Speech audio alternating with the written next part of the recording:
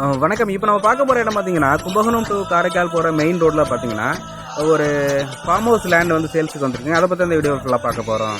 இப்போ நம்ம போயிட்டு இடம் பார்த்தீங்கன்னா, கும்பகோணம் டு காரைக்கால் போகிற மெயின் ரோடுங்க இது.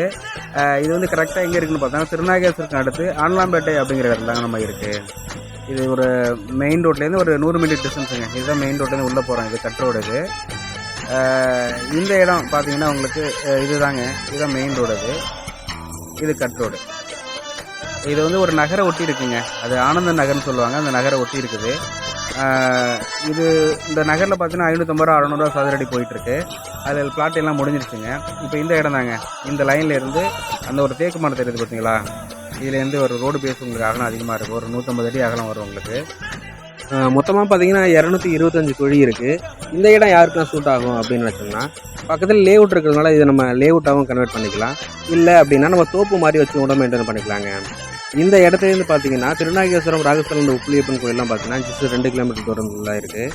ஆடுதுறையெல்லாம் வந்து பார்த்தீங்கன்னா ஜஸ்ட் ஒரு 4 கிலோமீட்டர் தூரத்தில் இருக்குங்க.